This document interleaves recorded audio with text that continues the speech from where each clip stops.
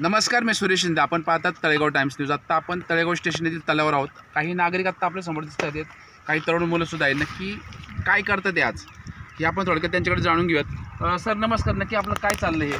आज जागतिक जल दिवस आहे. त्यानिमित्ताने सहयोग फाउंडेशनच्या मार्फत तळा स्वच्छतेचा अभियान आम्ही हाती घेतलेला आहे. आम्ही त्या कोपऱ्यापासून सुरुवात केलेली आहे. जिथे जिथे प्लास्टिकची नारळ, निर्माल्य वगैरे हे टाकलेले तर हे काढण्याचा प्रयत्न चालू केलेला आहे. हे अभियान मध्ये सर्वांना सहभाग करून घ्यायचा आहे आणि सर्व नागरिकांचं कर्तव्य आहे. यामध्ये बऱ्याच ठिकाणी आम्हाला जास्त नारळ पाहायला मिळाले. आता नागरिकांना असं वाटत असतं की आपण हे वाहत्या पाण्यात सोडावं, म्हणजे नक्की त्यांची कुठेतरी भावना असते. मग ह्याच्याबद्दल आता काय सांगाल आपण? नाही आता हे नारळ, आता हा नारळ तसं वायालाच गेला, त्याचा काय उपयोगच नाही. त्यानंतर प्लास्टिकमध्ये ते अक्षरशः प्लास्टिकमध्ये फुलं टाकलेली. अच्छा, हे निर्माल्य आम्ही काढलेलं आहे. आता हे काय याच्यामधून सोडून हे काय म्हणजे माशाला उपयोग होत नाही, काही नाही. हे पाणी उलट गंध म्हणजे वाहतं पाणी नाही आणि त्याच्यामुळे हे सगळं खराब होत चाललेलं आहे. प्लास्टिक जास्त आहे आणि धुण्या भांड्यांचे काही कागद आहेत, शॅम्पूचे कागद होते. किती वेळ झाला आपण काढताय? हे जवळ आम्ही 2 तास झालं काम चालू आहे. बरं, साधारण किती कचरा मिळते त्या साईडला पण काय? साधारण 10-1 गुणी आम्ही गोळा केलेले आहेत. आपण पाहू शकतो थोडक्यात की या ठिकाणी जे नागरिक आहेत त्यांची आपण ओळख थोडक्यात लवकरच करून घेणार आहोत. पण यांनी साधारण तळेगाव स्टेशन तलावामध्ये साधारण 10 पोते हे कचरा गोळा केलेला आहे. सर आपलं नाव कळेल का? सहयोग फाउंडेशनचं हे पानसरे सर अध्यक्ष आहेत, मी उपाध्यक्ष आहेत आणि आमचे हे सगळे कार्यकर्ते आहेत. सर आपण नक्की आता काय सांगाल याच्याबाबत? आता पाण्याविषयी आपल्या हिंदी चित्रपटामध्ये 2-3 गाणी आहेत. पानी रे पानी तेरा रंग कैसा, जिसमें मिलाया जाय हो तो जैसा. म्हणजे ते दुधामध्ये मिसळलं तर दुधाचा रंग घेतं, कुंकवाच्या पाण्यात मिसळलं तर कुंकवाचा रंग घेतं. असं हे पाणी आहे. आणि त्याच्यामध्ये दुसरं गीत आहे, जहाँ ताल मिले नदी से जल से, नदी मिले सागर से, सागर मिले की जल से, कोई न जाने कहीं ताल मिले नदी के जल से, नदी मिले सागर से, सागर मिले किस जल से, कोई न जाने. पाणी हे हायड्रोजन आणि ऑक्सिजनचं संयोग आहे. ऑक्सिजन हा ज्वलनास मदत करतो आणि हायड्रोजन हा ज्वलनशील आहे. पण यातून दोघां मिळून येणारे संयोग आहे हे पाणी ज्याच्यावर टाकन ते आग विझवतं. पाणी हे जीवन आहे आणि पाणी जर स्वच्छ असेल तर आपले जीवन सुजलम सुफलम आहे. जल है तो कल है, जल है तो कल है. परंतु आज जिकडं तिकडं पाण्याचं प्रदूषण होताना पाहायला मिळते. आपली मानवाची जीवन कहाणी ही नदीकाठी झाली होती. नदीकाठी आपण म्हणजे खेडं वसवली, शेतीच्या नदीच्या पाण्यावरून शेती केली, त्यातून आपलं जीवन समृद्ध झालं. पण आज मी तिला ज्या नद्या पाहतो त्या सगळ्या गटारगंगा झालेल्या आहेत. ह्याच्या सगळ्यांनी माणसांनी या पर्यावरणाचा होणारा ऱ्हास या जागतिक जल दिनाच्या दिवशी प्रत्येकाने नागरिकाने याविषयी या नदी स्वच्छतेसाठी, तलाव स्वच्छतेसाठी, स्वच्छ पाणी कुठे न टाकता त्याचा वापर चांगला करायला पाहिजे. अशा प्रकारचे हे जलदिन आपण साजरा करू शकतो. ओके सर, धन्यवाद.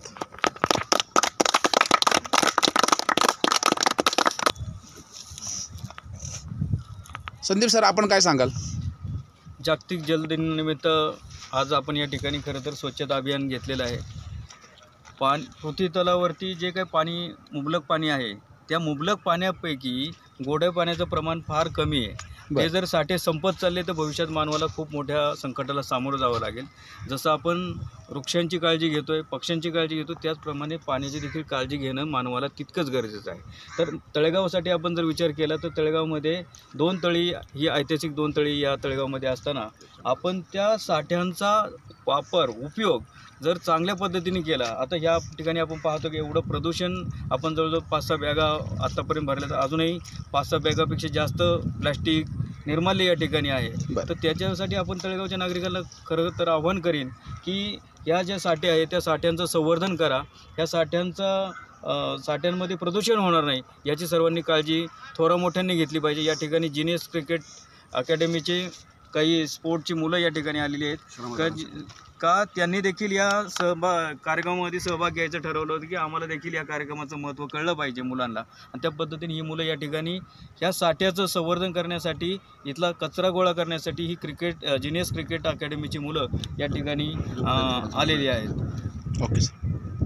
हे टाका त्यापेक्षा वेदन टाक रे, त्याच्यात टाक.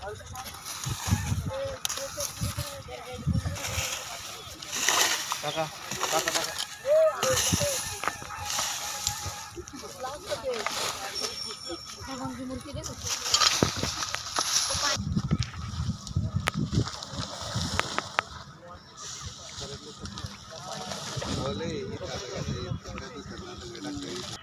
आत्ता आपल्यासोबत या ठिकाणचे स्वच्छता मोहिमेला जे तरुण दिसतात त्याच्या कॉलेजचे किंवा शाळकरी मुलं आहेत, त्यांच्याकडे थोडक्यात जाणून घ्या.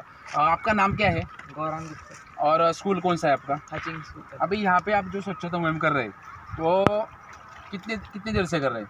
अभी 1 घंटा हो गया. 1 घंटा हो गया. और ये जो अपना टी शर्ट है वो कौन सा है? ये जीनियस क्रिकेट अकेडमी, हम क्रिकेट खेलते ओके, वहाँ पे क्या मतलब क्या सिखाया जाता है? हैं. Batting bowling cricket. ओके, कितने लड़के हैं वहाँ पर? 100-200. थोडक्यात त्यांचं म्हणणं आहे की तरुण जे मुलं आहे जे आत्ता इथं उपस्थित आहेत ते स्वच्छता मोहिमेत तर करताय, परंतु त्यांचे क्रिकेट क्लब आहे आपल्यासोबत, त्यांचे शिक्षकसुद्धा आहेत. आपण त्यांच्याकडे थोडक्यात जाणून घेऊया. आपण क्रिकेट क्लब खेळता का, त्यांच्याकडे नक्की आणखी काय वेगळं पण आहे?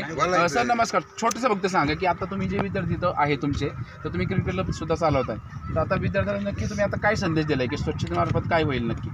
स्वच्छता मोहीम आपण इथं पाण्यामध्ये जो कचरा होतो बरं त्यासाठी आपण सगळ्यांना बोलवलं होतं आणि स्वच्छ करून घेतलेलं. बरं. थोडक्यात आपल्याला त्यांचं हे सांगणे की पाण्यामध्ये कचरा टाकू नये. थोडक्यात सरांचं तेच म्हणणं आहे की स्वच्छता आपली ही आपल्या हातात असते. आज हे तळेगाव स्टेशनला दिसते ते अनेकांना, खूप तळेगावकरांना की पुढच्या भविष्यकाळात खूप जणांना हे कुठेतरी अभिमानास्पद वाटणार आहे. आणि जर तळेगावकर सर्वांनी ठरवलं की या ठिकाणी कचरा टाकायला नको किंवा जे काही आपण निर्माल्य टाकतोय ते नको टाकायला, हे जर प्रत्येकाने काळजी घेतली तर साहजिकच पुढचं तळेगावचं भविष्य अतिशय चांगलं असणार आहे. सर नमस्कार. नमस्कार. आपली ओळख सांगावी.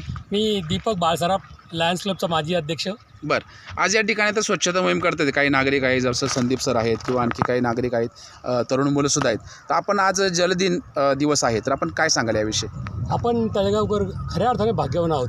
इतकं सुंदर तळं आपल्या या परिसरामध्ये आहे. आम्ही तर रोज या तळ्यावरती फिरायला येतो.